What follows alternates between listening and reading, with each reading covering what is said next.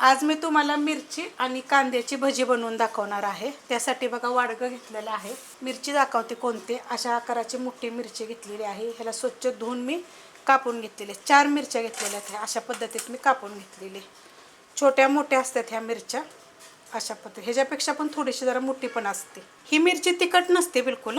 त्याच्यामध्ये हा 300 ग्रॅम कांदा मी असा उभा कापून घेतलेला आहे। काढून घेते। कांदा मी काढून घेतलेला आहे। त्याच्यामध्ये टाकायचं चवीप्रमाणे मीठ आणि थोडीशी हळद। आता हे काय करायचं माहिती आहे का, हाताने चांगलं ह्याला एकजीव करायचं, म्हणजे पाणी सुटतं। असं चांगलं हाताने काय करायचं, मिक्स केलं की नाही की असं पाणी सुटतं बघा, किती ओलसर झाले बघा। ह्याच्यापेक्षा पण कमी होतं बरं का असं।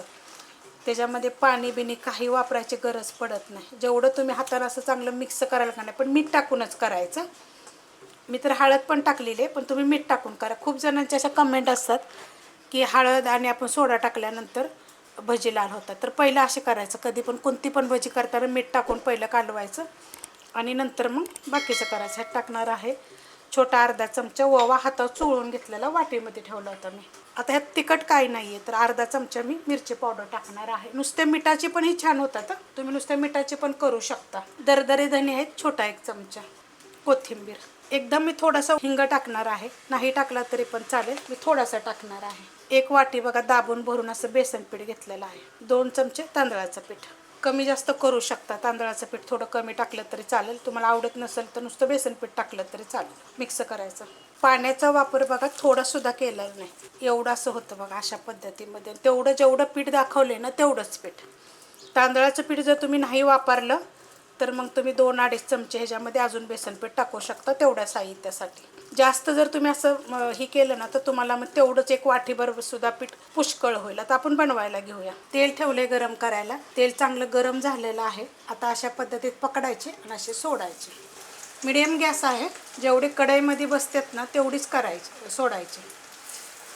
खूप जणांचे असे कमेंट असतात की बारीक गॅस मीडियम गॅस, तर मीडियम गॅसवरच करायचे, म्हणजे ते तेल पित नाही। तर आपण ह्याच्यात काय सोडायचं वगैरे सुद्धा वापर केलेला नाही आहे। आता लगेच हलवायची घाई करायची नाही कधी पण, 1 मिनिटानंतर आपण हलवूया आता। ही पहिली सोडलेली बघा लाल झालीत का नाही, कारण जर आपण एकदम बारीक गॅस केला की नाही मग ती भजी काय करतात, तेलकट होतात। आता एक चांगले गोल्डन कलरवर फ्राय करायचे तर मस्त बघा गोल्डन कलर आलेला आहे। आणि जे आपण मिरच्या टाकल्यात का नाही त्या मिरच्या बघायच्या दिसतात तशाच। चांगलं मिक्स केलं की नाही की त्या पण त्याच्यामध्ये सॉफ्ट होतात आणि खूप छान लागतात ते। काढून घेऊया, असं थोडंसं नितळायचं आणि काढायचं।